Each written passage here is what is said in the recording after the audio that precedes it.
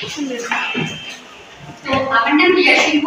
আজকে আমাদের আলোচনার বিষয় হলো national education policy 2020 implication and challenges. তো আজকে ভারতীয় জাতীয়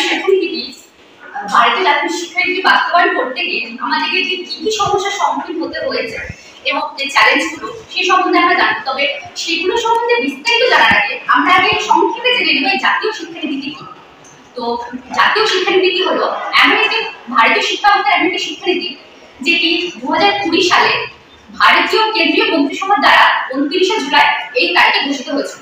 এবং এই জাতীয় শিক্ষানীতিটি হলো যে ভারতীয় শিক্ষা ব্যবস্থাকে আধুনিকীকরণ প্রক্রিয়া যেটি আরো উন্নয়নের দিকে নিয়ে যায়। এবং এই জাতীয় শিক্ষানীতির ভারতের যে শিক্ষা ব্যবস্থা রয়েছে এই শিক্ষা ব্যবস্থাকে কিছু পরিবর্তন করার জন্য এই জাতীয় শিক্ষানীতি গড়ে তোলার কথা বলা হয়। জাতীয় শিক্ষানীতি যখন 2020 পর বাস্তবায়ন হয়েছে তখন সেটাকে কিছুটা এমনভাবে ভাগ করা হয়েছে 5+3+3+4 অর্থাৎ 10 বছরের অর্থাৎ এখানে বলা হচ্ছে 10 বছরের বিদ্যালয়, তারপরে 3 বছরের প্রাক বিদ্যালয় এবং 4 বছরের স্নাতক। এটি হওয়ার পর এটি এমনটা ভাবে ভাগ করা হয়েছে। এই প্রথমে বলা যেতে পারে যে এই ভারতের জাতীয় শিক্ষানীতি এমন একটি শিক্ষানীতি ব্যবস্থা যেখানে ভবিষ্যৎ মুখের দ্বারা এবং এটি এমন একটি শিক্ষা ব্যবস্থার দ্বারা সেই দেশের স্কুল বা কলেজের বা সেই দেশের শিক্ষা ব্যবস্থাকে পুরোভাবে তুলে ধরার জন্য স্কুল কলেজের শিক্ষার্থীদের দ্বারা এটা সম্ভব না।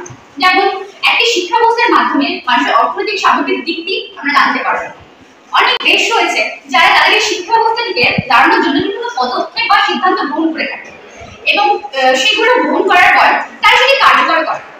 ভারতীয় জাতীয় শিক্ষানীতিতে বলা হয়েছে যে কোনো একটি ছাত্রকে বা কোনো শিক্ষার্থীকে তাদেরকে তাদের ভাষাটা বাছাই করতে দেওয়া হবে।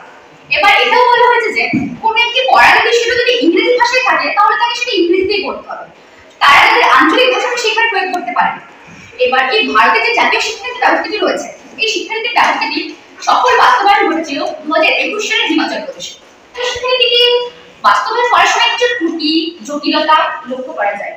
এবার এই বেতন তহবিল ব্যবস্থা 2030 সালের মধ্যে প্রায় 250 মিলিয়ন শিক্ষক শিক্ষার্থী 1/3 সহ শিক্ষার্থীদের এর আওতায় আনতে হবে এবং তাদেরকে পড়াশোনা করার জন্য উদ্যোগ করতে হবে এবং এই ক্ষেত্রে শিক্ষকের যোগ্যতা হবে বিএড এবং স্নাতক। আমি জ্যোতি মণ্ডল। আমি আজকে আলোচনা করতে চাইছি তোমাদের সামনে farmers and long term and prospect সাম্প্রতিক ঘটনা 2020-তে এটা হয়েছিল আমাদের কেন্দ্রীয় সভা এবং রাজ্যসভা। তো যে তিনটা আইন কি ছিল না, সেই তিনটা আইন ছিল, প্রথমটা ছিল the farmers produce trade and commerce promotion and facilitation 2020 bill, আর সেকেন্ড ছিল the farmers agreement and price assurance and farm service bill, আর থার্ড যেটা ছিল দ্য এসেনশিয়াল কমোডিটিস বিল। তো প্রথম যে বিলটা বলছে যে the farmers produce trade and commerce, তো সেই ক্ষেত্রে বলছে যে এই বিলটা ছিল এতদিন পর্যন্ত কৃষকরা সংশ্লিষ্ট রাজ্যের মধ্যে থেকেই তাদের উৎপাদিত পণ্য বিক্রি করতে পারত, যেটাকে বলা হতো সেই সংস্থাটি ছিল এপিএমসি অর্থাৎ এগ্রিকালচার প্রডিউস মার্কেট কমিটি। তার মধ্যে থেকে কৃষকরা তাদের উৎপাদিত পণ্য বিক্রি করতো। এখন এই আইনের মধ্যে বলা হয়েছে যে তারা তাদের যে উৎপাদিত পণ্যটা সেটা বাইরে রাজ্যে নিয়ে বা কোনো স্টেট বা কোনো প্রাইভেট কোম্পানি বা কোনো বেসরকারি সংস্থা সেখানে গিয়ে কিন্তু তারা তাদের উৎপাদিত পণ্য বিক্রি করতে পারবে। এই একটার মধ্যে সেটা বলা হয়েছে। সেকেন্ড যে একটা আছে the farmer agreement on price, এখানে এগ্রিমেন্টের কথা উল্লেখ করাই দিয়েছে যে এগ্রিমেন্ট একটা চুক্তিভিত্তিক, অর্থাৎ কৃষকরা যেখানে তাদের উৎপাদিত পণ্য বিক্রি করবে সেখানে একটা চুক্তির মাধ্যমে তাদের উৎপাদিত পণ্য সেই সংস্থাকে বিক্রি করবে। অর্থাৎ তারা বিক্রি করার আগে বা পণ্যটা উৎপাদন করার আগেই হয়তো কোনো একটা সংস্থার সঙ্গে তারা চুক্তি করে নেবে যে আমি এই পণ্যটা উৎপাদন করার পর একটা ন্যায্য মূল্যে অর্থাৎ প্রাইস সেট করে নেবে চুক্তির মাধ্যমে। সেই মূল্যটা সেট করার পর সেই সংস্থাকে তারা বিক্রি করবে। তো যখন 6 মাস পর বা 7 মাস পর তারা উৎপাদিত পণ্যটা উৎপাদন হবে সেই সংস্থাকে যে ন্যায্য মূল্যটা সেট করা হয়ে গেছিল সেই সেট করা মূল্যটাই কিন্তু তারা পাবে। থার্ড যেটা বলেছিল এসেনশিয়াল কমোডিটিস। এসেনশিয়াল কমোডিটিস বলতে আমরা বলি অত্যাবশ্যকীয় পণ্য, যেগুলো আমাদের নিত্য প্রয়োজনীয় জিনিস যেমন ডাল চাল পেঁয়াজ ভোজ্য জিনিসগুলো, সেইগুলোর উপর সরকার এতদিন কিন্তু নিয়ন্ত্রণ করে রেখেছিল। কিন্তু এই অ্যাক্টের মাধ্যমে থার্ড অ্যাক্টের মাধ্যমে বলা হয়েছে যে সেগুলোর উপর থেকে সরকার এবার নিয়ন্ত্রণ করে নেবে। আর এই যে আমি তিনটে বিলের কথা বললাম এই তিনটে বিল প্রডিউস করেছিলেন আমাদের minister of agriculture and farmers welfare Narendra Singh Tomar. তো তো সবশেষে এটাই বলবো যে আমরা যে এতটা আলোচনা করলাম খরচ এক সম্পর্কে, কোথাও যেন আমরা এই একটা প্রণয়নের মাধ্যমে আমাদের বিদ্রোহ কবি কাজী নজরুল ইসলামের একটা মিল কোথাও যেন পেয়ে যাচ্ছে, কারণ তিনি তো একজন বিদ্রোহ কবি ছিলেন, তিনিও কৃষকদেরকে নিয়ে অনেক কবিতা গান লিখেছেন। তো তাই একটা কাব্যগ্রন্থের অন্তর্গত কবিতার শেষের চালাইন বলে আমি আমার বক্তব্য শেষ করছি। এই সর্বহারা কাব্যগ্রন্থে তাই লেখা অন্তর্গত কিষানের গান কবিতাটি শেষ চালাইন হলো, আজ আচ্ছা জাগরে কিষান ষষ্ঠ গেছে কিসের বার হয়, এই উদার জগৎ করবো এবার সুধার জগৎ জয়, উদার বাড়ি করবো এবার সুধার জগৎ জয়, ওই বিশ্বজয়ী দস্যু রাজার ভাই কি করবো নয়, করে দেখবে এবার সভ্য জগৎ চাষার কত কত।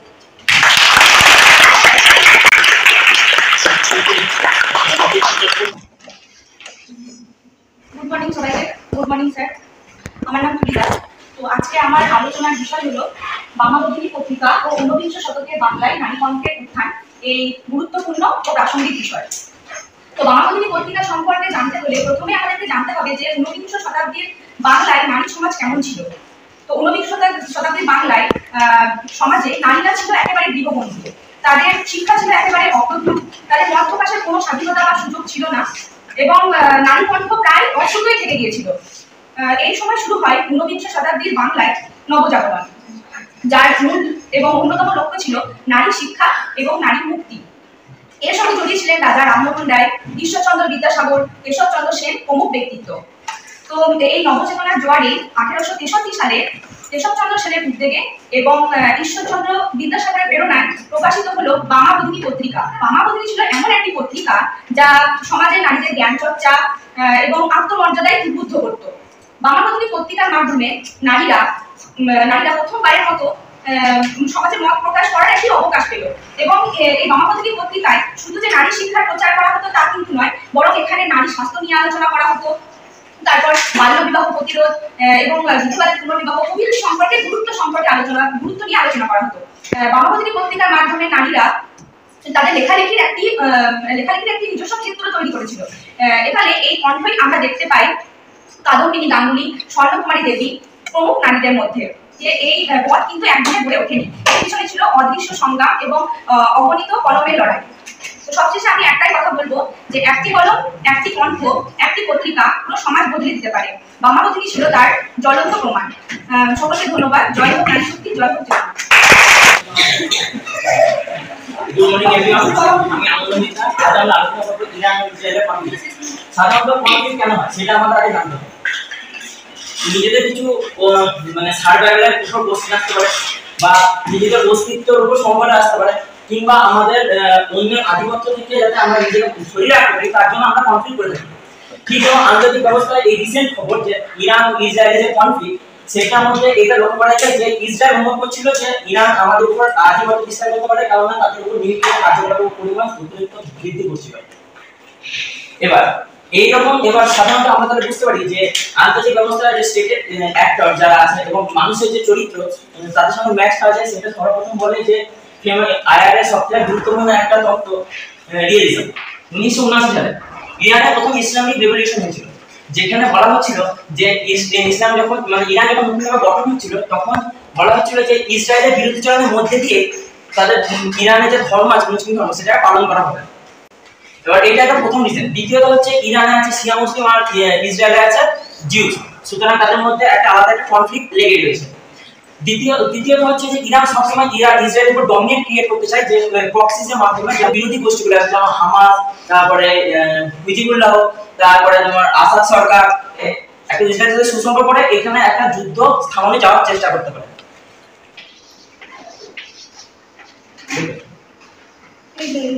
সাউথ চাইনা সি হচ্ছে একটা আন্তর্জাতিক রাজনীতির একটি গুরুত্বপূর্ণ দিকে দেখা।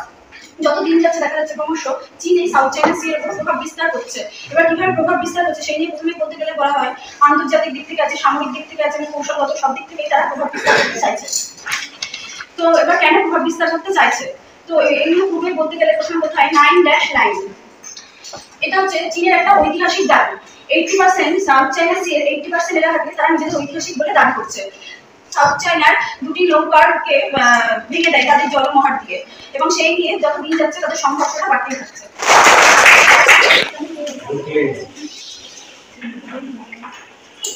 সকলকে গুড মর্নিং। যেসব উপস্থিত স্যার এবং আমার বিভাগের সমস্ত স্যারদেরকে সম্মান জ্ঞাপন এবং আমার প্রেজেন্টেশন বিষয় হলো এই যে আমেরিকার রিলেশন ইন্টার ট্রাম্প, অর্থাৎ ডোনাল্ড ট্রাম্পের আমলে ভারত মার্কিন সম্পর্ক কেমন। তো প্রথমে আমাকে যেটা আলোচনা করছি যে ট্রাম্পকে এটা আমরা কম বেশি সবাই জানি, কিন্তু তবু আমাকে একটু বলতে হবে। ট্রাম্প হলেন মার্কিন যুক্তরাষ্ট্রের 45তম রাষ্ট্রপতি এবং তিনি জো বাইডেনের পর আবার 47তম রাষ্ট্রপতি হিসাবে নির্বাচিত হয়েছেন। তিনি রিপাবলিকান পার্টি এখন জনপ্রিয় নেতা, সে সাথে সফল ব্যবসায়ী এবং তিনি কিছু কিছু চলচ্চিত্রে অভিনেতা হিসেবেও অতিথি অভিনেতা হিসেবেও পাঠ করেছেন এবং IPEF Indo Pacific economic function, যেখানে মার্কিন যুক্তরাষ্ট্রের সঙ্গে যে 12টি দেশ আছে তার মধ্যে ভারত অন্যতম। এটার যে 2019 সালে স্বাক্ষরিত হয়, এর ফলে ভারত তার পণ্যের যে ছাড়টা বেশি হয় সেই ছাড়টাকে বাতিল করা হয়। এছাড়ার মধ্যে যেমন ফার্মা আছে, টেক্সটাইল আছে, কৃষি দ্রব্য আছে, মোটর, এই ছাড়টা কিন্তু বাতিল করা হয়। আলোচনার বিষয় India Pakistan relationship in light off Pahalgam attack. আমরা এখানে উপস্থিত কম বেশি সকলেই জানি পেহেলগাম অ্যাটাক সম্পর্কে। 22 এপ্রিল 2025 সালে ঘটে যাওয়া একটি মর্মান্তিক হামলা পাকিস্তানের ভারত শাসিত জম্মু কাশ্মীর রাজ্যে পেহেলগামের কাছে 5 জন সশস্ত্র সন্ত্রাসবাদী দ্বারা একটি পর্যটকের উপর একটি মর্মান্তিক হামলা, সশস্ত্র সন্ত্রাসবাদীরা হামলা করেছিলেন এবং এর ফলে অনেক এখানে মূলত হিন্দু পর্যটকদের উপর কেন্দ্র করে আক্রমণ করা হয়। কিন্তু বলা উল্লেখ্য যে এখানে একজন খ্রিস্টান পর্যটক এবং স্থানীয় মুসলিম পর্যটক 1947 সালে যে আক্রমণ ভারত পাকিস্তানের মধ্যে যুদ্ধ আছে, সেই আক্রমণ 1948 সালে 31শে ডিসেম্বর UN এর দ্বারা যুদ্ধবিরতি ঘটে। এরপর পরপর ভারত পাকিস্তানের মধ্যে যুদ্ধ চলতে থাকে। যেমন 1965 সালে কাশ্মীর সমস্যাকে কেন্দ্র করে ভারত পাকিস্তানের মধ্যে যুদ্ধ, এরপর 1971 সালে বাংলাদেশের মুক্তিযুদ্ধকে কেন্দ্র করে ভারত পাকিস্তানের মধ্যে যুদ্ধ, এরপর 23 মিনিটের মধ্যে এই অপারেশন সাকসেসফুল হয়। এই অপারেশন সিঁদুর ভারতের দক্ষিণ এশিয়ার ভূরাজনৈতিক এবং কৌশলগত একটি নিদর্শন রেখে দিয়েছে এবং প্রধানমন্ত্রী নরেন্দ্র মোদী তার ক্ষমতার যে আত্মসংযম এবং যে সন্ত্রাসের বিরুদ্ধে যে আক্রমণ তা তিনি সশস্ত্রভাবে মোকাবিলা করেছেন এবং তার একটি দৃষ্টান্ত রেখে দিয়েছেন। আজকে মূলত আমার আলোচনার বিষয় হচ্ছে the role of UNO in a volatile world. Why is UNO? আগে প্রথমে এই ইউএনওকে জানার জন্য আমাদের প্রথম যেটা করবো আমি সেটা হচ্ছে হিস্টোরিক্যাল ব্যাকগ্রাউন্ডটা আগে আমি পড়ব। What is actually origin of UNO, কীভাবে আসছে ইউএনও। 1920 সালে 10ই জানুয়ারি মূলত এটা প্রতিষ্ঠিত হয়। ফ্রান্সের জায়গা দখল করে নিল, ঠিক সেই সময়ও এই লিগ অফ নেশনস কিছু করতে পারলো না, এটাও তার একটা ব্যর্থতা। এবং তারপরে যেটা হলো সেটা হচ্ছে যে দ্বিতীয় ব্যর্থতা সেটা হচ্ছে জার্মান যখন রাশিয়া আক্রমণ করলো এবং তখন থেকেই দ্বিতীয় বিশ্বযুদ্ধ শুরু হয়ে গেল। এটা হচ্ছে 1939 থেকে 45।